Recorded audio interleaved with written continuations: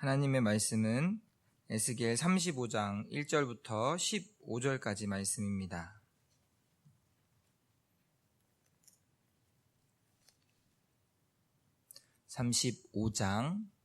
에스겔 35장 1절부터 15절까지 말씀입니다.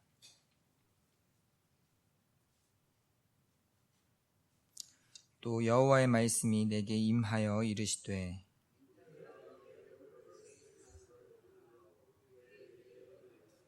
이르기를 주 여호와께서 이같이 말씀하시되 세일사나 내가 너를 대적하여 내 손을 내 위에 펴서 내가 황무지와 공포의 대상이 되게 할지라.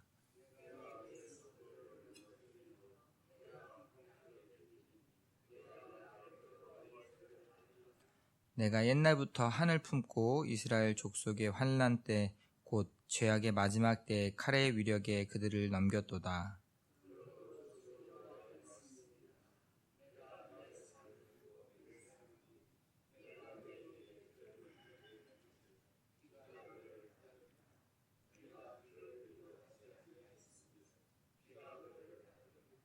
내가 세일산이 황무지와 폐허가 되게 하여 그 위에 왕래하는 자를 다 끊을지라.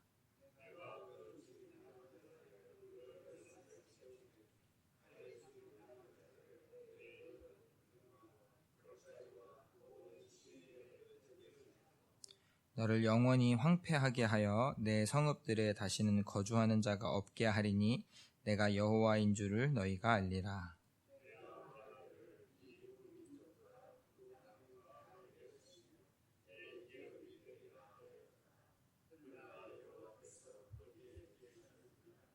그러므로 주 여호와의 말씀이니라. 내가 나의 삶을 두고 맹세하노니 내가 그들을 미워하여 노하며 질투한 대로 내가 네게 행하여 너를 심판할 때에 그들이 나를 알게 하리라.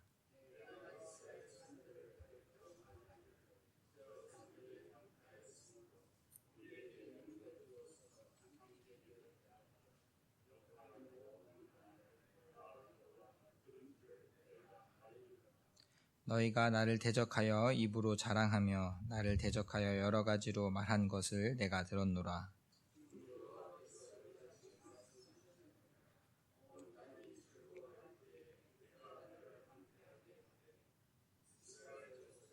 기업이 황폐함으로 내가 즐거워한 것 같이 내가 너를 황폐하게 하리라. 세일사나 너와 에돔 온 땅이 황폐하리니 내가 여호와인 줄을 무리가 알리라 하셨다 하라. 아멘. 오늘 본문은 예루살렘이 완전히 무너지고 남유다가 망해서 역사 속에 사라진 이후 에스겔 선지자를 통해서 이제 드디어 회복의 말씀이 선포되는 가운데 주변 국가에 대한 심판의 말씀으로 유일하게 이 에돔 국가가 등장하게 됩니다.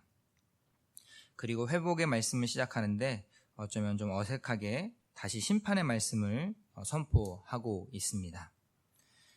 에스겔서의 전체적인 구조를 간략하게 말씀드리면 예루살렘 성이 실제로 함락되었다는 소식을 듣게 되는 말씀이 기록된 이 33장, 에스겔 33장을 기준으로 그 앞으로는 그 이전에는 이제 에스겔 선지자에 대한 부르심과 에스겔을 선지자로 부르신 것과 또한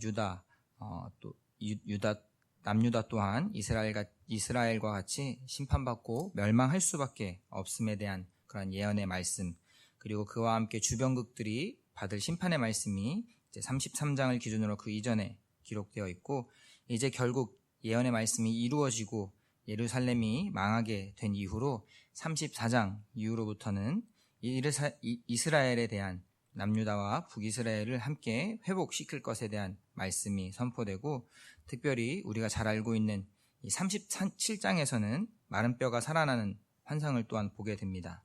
또한 마지막으로 예루살렘으로 포로들이 돌아온 후에 거주하게 될 때에 곡이란 나라의 침략에 대해서도 온전히 이스라엘이 승리하게 되는 38장과 39장 말씀 이후로 이제 새 예루살렘을 세우실 것에 대한 말씀이 이어짐으로 전체적인 구성이 되어 있습니다.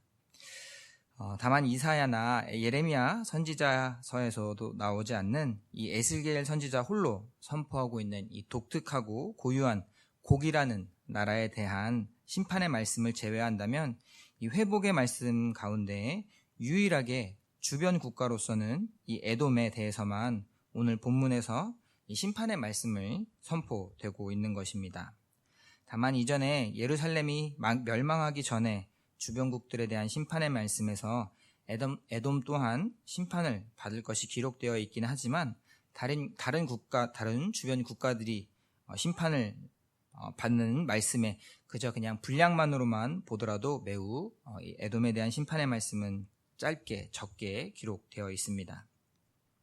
에스겔 선지자가 예루살렘 성이 실제로 망했다는 소식을 듣기 바로 전날 주님의 손이 자신에게 임했다고 고백합니다. 그리고 그때 하나님께서 다시 에스겔 자신의 입을 열어주셨다고 그렇게 고백합니다.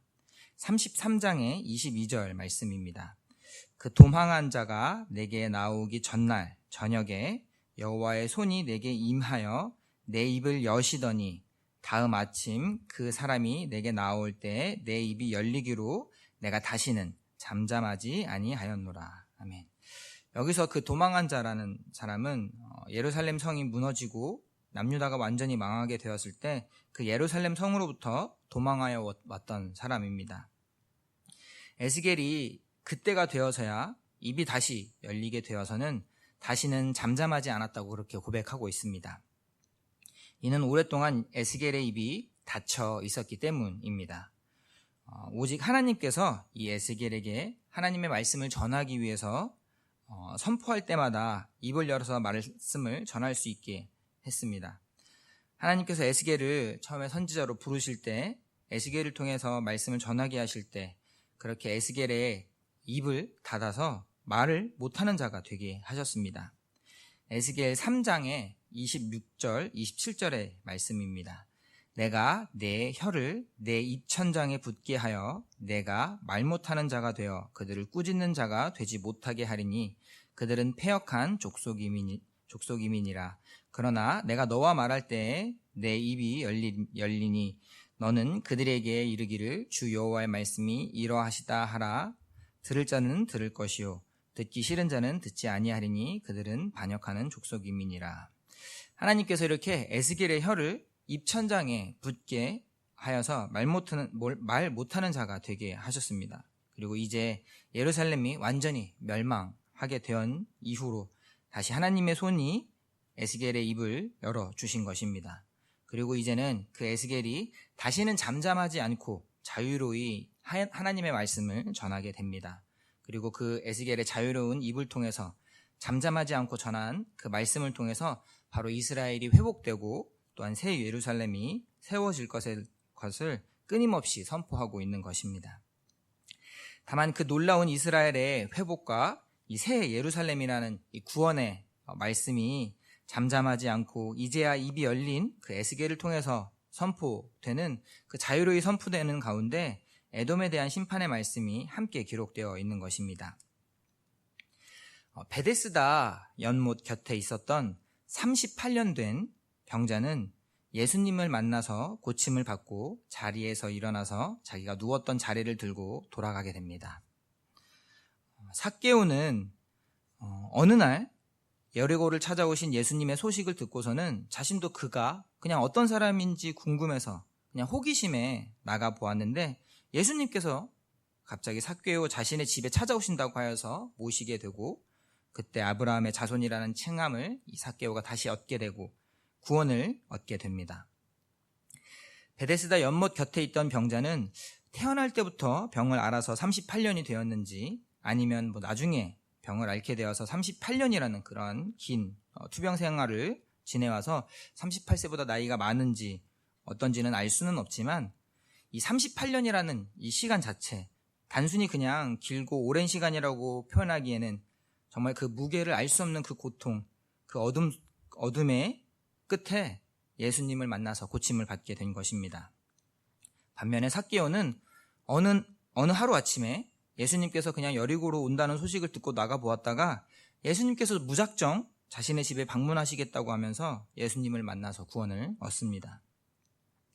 다만 오늘 말씀에서는 이스라엘의 회복 가운데 먼저 어제 월석 기도의 말씀과 같이 이스라엘의 목자들이 먼저 책망을 받고 이제 에돔에 대한 심판의 말씀이 또한 함께 선포됩니다. 마치 이스라엘이 회복되기 위해서는 또한 새 예루살렘의 구원을 얻기 위해서는 이전의 허물이 먼저 정결하게 되어야 되고 또한 현재의 삶이 깨끗하게 변화되어야지만 또 주변이 정화되어야지만 구원을 얻게 되는 것 같은 말씀처럼 보이게 됩니다. 그러나 38년 된 병자와 같이 정말 오랜 환난과 인내, 연단을 통해서 소망에 이르기도 하지만 삭개오와 같이 하루아침에 예수님께서 찾아오시기도 합니다. 우리가 하나님의 역사하심에 대해서 이렇게 되어야지 이것이 이루어질 수 있을 것이라고 쉽게 생각하기도 합니다. 이것을 해야지만 하나님께서 저것을 이루어 주실 것이라고 그렇게 우리가 스스로 계산하고 생각할 때가 있는 것 같습니다. 그런데 반드시 꼭 그렇지는 않은 것 같습니다.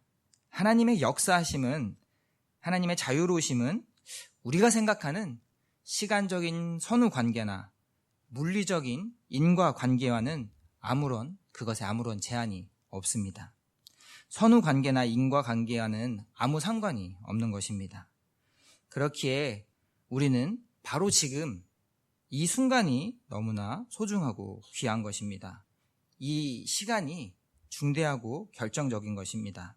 이전에 분명히 우리가 어떻게 살아왔는지, 어떤 가정 가운데 있었는지도 중요하지만 바로 지금 이 순간을 어떻게 살아내느냐, 오늘 하루를 어떻게 보내느냐가 결정적이고 중요한 것입니다. 지금 바로 여기에서 내가 하나님 앞에서 어떻게 서 있는지, 지금 바로 여기에 이 자리에서 하나님과의 관계가 어떠한 가운데 있는지 바로 지금 오늘 하루가 중요한 것입니다. 엊그제 주일 1부 예배는 제가 잘 모르지만 2부에서는 위임 목사님께서 말씀을 선포하시는 가운데 이렇게 고백한 것을 기억하고 있습니다. 언제부턴가 하루를 시작되는 것이 하나님의 기적이다라고 생각하는 버릇이 생겼습니다. 하나님의 은혜로 하루를 살아가는데 기적과 같은 하루를 또 살게 되는구나, 이런 고백을 하시는 것입니다. 우리가 오늘 하루를 정말로 그렇게 기적 가운데서 정말 은혜로 살아갈 수 있는, 내가 지금 처한 상황이나 문제 혹은 내가 누리는 풍요나 부요함, 이것과는 별개로 정말 지금 이 순간이 코람되어 하나님 앞에서 그 하나님의 기쁨으로 오늘 하루를 기적과 은혜 가운데 살아가는 그런 저와 여러분이 되기를 원합니다. 기도하겠습니다. 아버지 하나님, 감사합니다. 지금 이 순간 주님 앞에 나의 마음이 어디에 있는지, 또 주님의 기쁨 가운데 나는 어디로 향하고 있는지 언제나 돌아보며 오늘 하루를 그렇게 주님과 동행할 수 있기를 원합니다. 감사드리며 예수님 이름으로 기도드립니다. 아멘. 하늘에 계신 우리 아버지의 이름을 거룩하게 하시며 아버지의 나라가 오게 하시며 아버지의 뜻이 하늘에서와 같이 땅에서도 이루어지게 하소서. 오늘 우리에게 일용할 양식을 주시고 우리가 우리에게 잘못한 사람을 용서하여 준 것 같이 우리 죄를 용서하여 주시고 우리를 시험에 빠지지 않게 하시고 악에서 구하소서. 나라와 권능과 영광이 영원히 아버지의 것입니다. 아멘. 이 시간 함께 기도하실 때에는 교회를 위해서 먼저 기도하기를 원합니다. 새로 모실 담임 목사님을 위해서, 목사님을 청빙하는 일을 위해서 우리가 한마음으로 기도하고, 또한 교회의 모든 어려움 가운데 있는 정신적으로나 육체적으로나 아니면 또한 경제적으로나 또한 영적으로나 모든 어려움 가운데 있는 성도를 위해서 우리가 함께 기도했으면 좋겠습니다. 또한 우리가 매일 만나는 이웃을 위해서, 또 이 땅, 우리에게 허락하신 이 땅 예천 지역을 위해서, 또 이 나라와 이 민족을 위해서, 또 세계 열방을 위해서 세계 열방의 선교지와 선교사님들과 또한 선교지의 영혼들을 위해서 우리가 주님의 이름을 한번 부르고 함께 기도하겠습니다. 주여